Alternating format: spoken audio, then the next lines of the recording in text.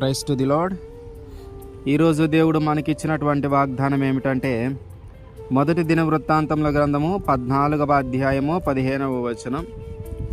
ఆ చప్పుడు వినబడినప్పుడు ఫిలిష్తీయుల దండును హతము చేయుటకై దేవుడు నీకు ముందుగా బయలువెళ్ళి ఉన్నాడని తెలుసుకొనమని సెలవిచ్చెను. ఆమేన్. కంబలి చెట్ల కొనల యొద్ద కాళ్ళ చప్పుడు ఎప్పుడైతే వినబడుతుందో అప్పుడే నువ్వు యుద్ధానికి వెళ్ళు.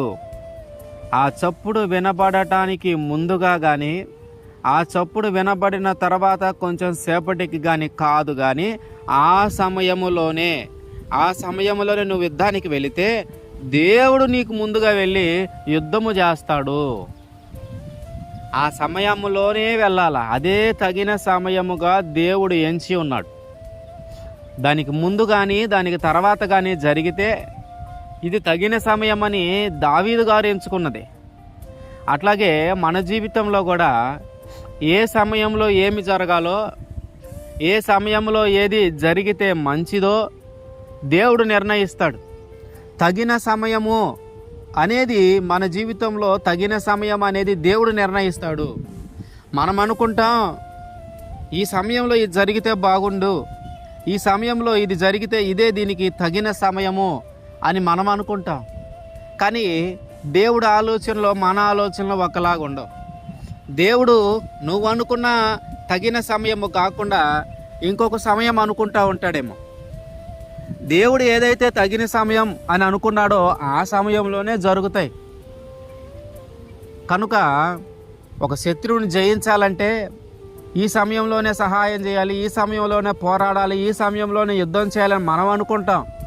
కాదు, ఇదిగో నువ్వు ఫలానా సమయంలో యుద్ధానికి వెళ్ళు, ఫలానా సమయంలో శత్రువుతో పోరాడు, ఫలానా సమయంలో శత్రువుని ఎదిరించు అని దేవుడు ఒక సమయాన్ని నిర్ణయిస్తూ ఉన్నాడు. ఆ తగిన సమయం ఏదో మనం తెలుసుకోవాలి. ఆ తగిన సమయం ఏదో మనం తెలుసుకుంటే మనం ఏం చేయాలన్నా కూడా వాటన్నిటిని దేవుడు జరిగిస్తాడు. ఒక లక్ష్యాన్ని సాధించాలన్నా, ఒక శత్రువుని జయించాలన్నా, మనం కోరుకున్నది పొందుకోవాలన్నా దేవుడు దానికి ఒక తగిన సమయాన్ని నిర్ణయించాడు. ఆ తగిన సమయమున అది ఖచ్చితంగా జరిగి తీరుతుంది. అయితే ఆ తగిన సమయం ఏంటనేది దేవుని మాట కొరకు మనము ఎదురు చూస్తూ ఉండాలి. దావీదు గారు రాజైన తర్వాత ఫిలిష్తీయులు యుద్ధానికి వచ్చారు.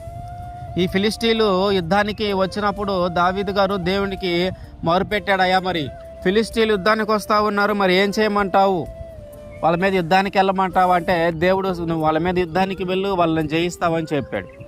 అది జరిగిన తర్వాత మళ్ళీ వచ్చారు. మళ్ళీ ఫిలిష్తీయులు యుద్ధానికి వస్తే ఈసారి మళ్ళీ దావీదు గారు దేవుణ్ణి అడుగుతూ ఉన్నాడు, అయ్యా వీళ్ళు మళ్ళీ యుద్ధానికి వచ్చారు, ఏం చేయమంటావు? అయితే ఈసారి నువ్వు నేరుగా యుద్ధం చేయొద్దు, వాళ్ళని తప్పించుకొని ఆ కంబలి చెట్ల దగ్గరికి వెళ్ళు.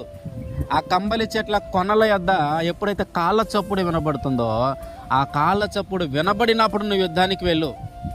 దానికి కారణం ఏమిటంటే ఆ కాళ్ళ చప్పుడు వినబడినప్పుడు దేవుడు నీకంటే ముందుగా యుద్ధంలోనికి బయలు వెళ్ళాడని తెలుసుకో అని.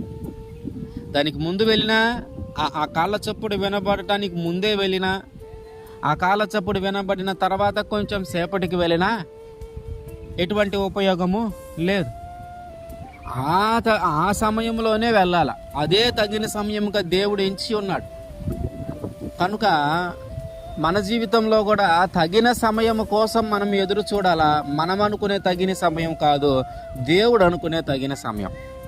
సో దేవుడు అనుకునే తగిన సమయం ఏంటనేది ఆయన దగ్గర నుంచి మనము కనిపెట్టి తెలుసుకోవాలి, ఆయన అడిగి తెలుసుకోవాలి. దావీదు గారికి తెలియజేశాడు ఆ సమయంలోనే వెళ్ళు అని. అట్లాగే దేవుడు మనకి కూడా తెలియజేస్తాడు. మనం ఆయన అడుగుతూ ఉంటే, మనము ఆయనకి మొరపెడుతూ ఉంటే, మనం ఆయన దగ్గర విచారణ చేస్తూ ఉంటే దేవుడు మనకి కూడా తెలియజేస్తాడు. ఇదిగో పలానా సమయంలో నువ్వు వెళ్ళు, పలానా వ్యక్తి దగ్గరికి నువ్వు వెళ్ళు. ఇది దేవుడు మనకి కూడా తెలియజేస్తూ ఉంటాడు. కనుక ఆ తగిన సమయం కొరకు మనం కనిపెట్టాలి. ఆ తగిన సమయం ఏదో దేవుడు తెలియజేస్తే ఆ సమయంలో మనము సులభంగా ఆ శత్రువుని జయించగలుగుతాం. ఏదైతే సాధించాలనుకుంటున్నామో దాన్ని సులభంగా సాధించగలుగుతాం. ఏదైతే పొందుకోవాలని ఆశపడుతూ ఉన్నామో దాన్ని సులభంగా పొందుకోగలుగుతాం. ఎందుకంటే ఆ సమయమున దేవుడే మన పక్షాన ఉంటాడు. ఆ సమయమున దేవుడే మన పక్షాన నుండి పోరాడతాడు. ఆ సమయమైన శత్రువుతో దేవుడు పోరాడతాడు మన పక్షానుండి. కనుక ఆ తగిన సమయం కోసం మనం కనిపెట్టాలి. మనం అనుకునే తగిన సమయం కాదు, దేవుడు అనుకునే తగిన సమయం. దేవుడు అనుకునే తగిన సమయము కొరకు మనం కనిపెట్టి దాన్ని కానీ తెలుసుకోగలిగితే దాని ద్వారా దేవుడు మన జీవితంలో కార్యాలు చేయగలుగుతాడు. ఆమేన్.